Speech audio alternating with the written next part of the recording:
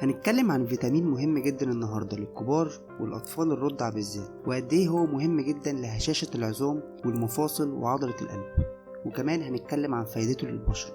حلقة النهاردة مهمة جدا، شوفها للآخر عشان تفيد نفسك وتفيد عيلتك. اشترك في القناة لو لسه مشتركتش، وفعل الجرس عشان يجيلك كل جديد من قناة يونيك. ويلا بينا نبدأ الحلقة.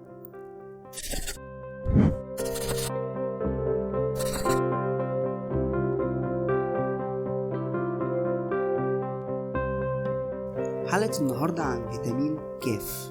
ايه هي انواع فيتامين كاف؟ فيتامين كاف 3 انواع. فيتامين كاف 1 ويطلق عليه فيلوكينون، وموجود بشكل طبيعي في الفواكه والخضار، وبالذات الخضار اللي الورق بتاعه اخضر. تاني نوع معانا من فيتامين كاف هو فيتامين كاف 2، وده يعتبر اهم نوع من فيتامين كاف، بيطلق عليه اسم ميناكينون، وموجود في الاكل المتخمر زي الفول الصويا، والاكل اللي من مصادر حيوانية زي البيض واللحوم والجبن. تالت نوع معانا من فيتامين كاف هو فيتامين كاف 3، يطلق عليه ميناديون، وهو نوع غير طبيعي ومش مخصص للبشر.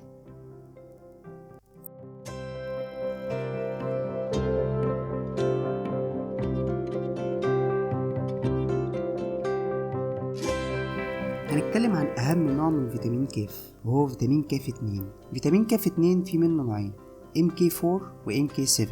فيتامين كاف 2 يعتبر الصديق الصدوق لفيتامين د. لما بنيجي نشتري مكمل فيتامين د بنلاقي مكتوب معاه يبقى يا MK4 يا MK7، ده بيكون فيتامين كاف. بيعمل ايه فيتامين كاف للجسم؟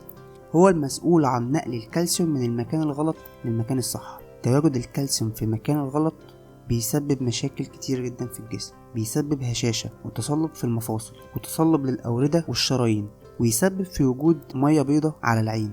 يقول لك وجود المية البيضاء على العين ده بسبب السن. لا، هو مش بسبب السن، هو بسبب وجود الكالسيوم في مكان غلط، وبيعمل كمان التهاب في الأوتار. كاف 2 بقى بيشيل الكالسيوم ويوديه للمكان الصح اللي هو بيوديه للعظم. فبيعمل ايه بقى؟ بيحمي العظم من هشاشة العظام، وبيقوي العظم، وبيحميه من الكسور، وكمان بيحمي من جلطات القلب لأنه بيوسع الشرايين. زي ما قلنا قبل كده، هو من الفيتامينات اللي بتدوب في الدهون، عشان كده هنلاقيه كتير جدا في المصادر الحيوانية. من ضمن الأكل اللي فيها فيتامين كاف 2 كتير هي الكبدة واللحمة وصفار البيض. بالمناسبة البيض يعتبر فيه كل أنواع الفيتامينات ما عدا فيتامين سي، وغالبيتها بتكون في صفار البيض، فغلط جدا ان انت تاكل البياض وتسيب الصفار، بس طبعا ما تكترش منه عشان الكوليسترول. كمان الزبدة والسمنة الحيوانية والفراخ غنية جدا بفيتامين كاف. من ضمن المصادر برضو اللي فيها فيتامين كاف وهي السلطات والنباتات الخضراء زي السبانخ والخس والبروكلي، وكمان الجزر والسمك، وموجود كمان في زيت الزيتون والكاجو. هو مش موجود بكثرة او بكميات كبيرة في الفواكه زي بقية الفيتامينات، بس هو موجود بكميات قليلة جدا في بعض الفواكه زي التين والفراولة والتوت البري والرمان والعنب.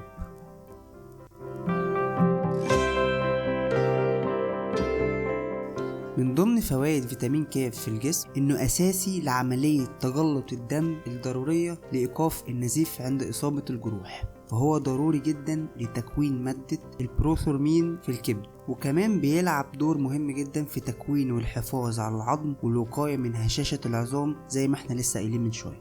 كمان ضروري جدا لصحة القلب والوقاية من امراض القلب والسرطان، وبيحسن الذاكرة وخفض ضغط الدم، وكمان بيحافظ على صحة الاسنان.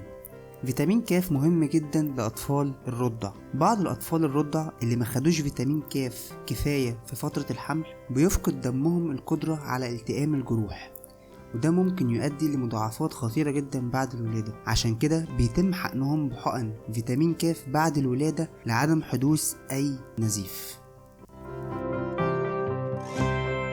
زي ما فيتامين كاف مهم لصحة العظام والقلب، فهو برضو مهم جدا للجلد، فهو بيساعد البشرة على ظهورها بشكل أصغر سنا، بيأخر علامات الشيخوخة، وبيقلل من تلف الجلد. كمان بيقلل من خطورة الكدمات. في دراسات بتأكد ان كريم فيتامين كاف او الكريم اللي بيبقى فيه فيتامين كاف بيساعد على شفاء الجلد بشكل سريع بعد عمليات الليزر اللي بتستخدم لمحو الأوردة العنكبوتية في الوجه. ده غير انه بيزود مرونة الجلد، وبيقلل من الهالات السوداء حوالين العين، وبيحارب تجاعيد الوجه، فبالتالي فهو مهم جدا جدا جدا للبشرة بشكل عام. جرعة فيتامين كاف اليومية بتختلف من سن للتاني، فعندنا مثلا الرضع اللي بيبقى من سن يوم ل6 شهور بياخدوا 2 مايكروجرام بس، والرضع اللي بيبقوا من 7 شهور ل12 شهر بياخدوا 2.5 مايكروجرام، وهكذا كل ما كبرت في السن لغاية سن المراهقة وسن الرجال الكبيرة والنساء. فالرجال بياخدوا 120 مايكروجرام والنساء بياخدوا 90 مايكروجرام حتى لو كانت حامل أو بترضع.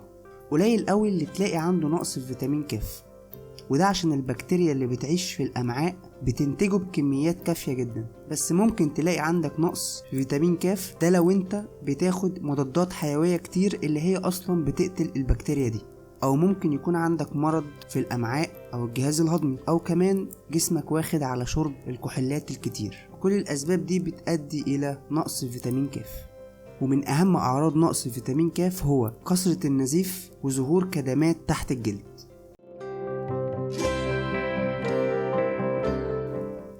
شوية نصايح كده لما تيجي تاخد فيتامين ك.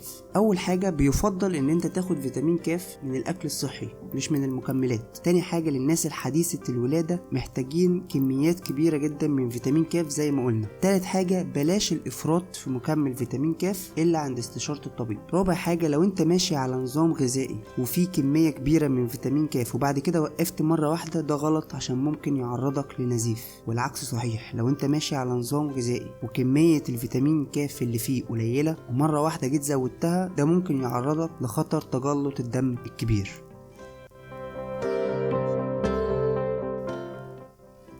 الخلاصة، فيتامين ك فيه منه 3 أنواع، أهمهم هو فيتامين ك 2. ده يعتبر صديق فيتامين د، وقلنا إنه مهم جدا عشان بينقل الكالسيوم لمكانه الصح، فبيخلينا نتجنب أي خطر على الجسم من وجود الكالسيوم في المكان الغلط. مصادر فيتامين ك كتير وأغلبيتها بتكون في الدهون لأنه من الفيتامينات اللي بتدوب في الدهن.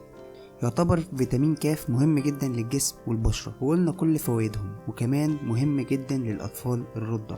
قليل قوي اللي عنده نقص في فيتامين ك، ولكن لو بيعاني من الامراض في الامعاء او الجهاز الهضمي او بيشرب كحول كتير او مضادات حيوية كتير، ممكن يكون عندك نقص في الفيتامين ك. النصايح اللي قلناها على تناول فيتامين ك مهمة جدا جدا جدا ولازم تحطها في اعتبارك.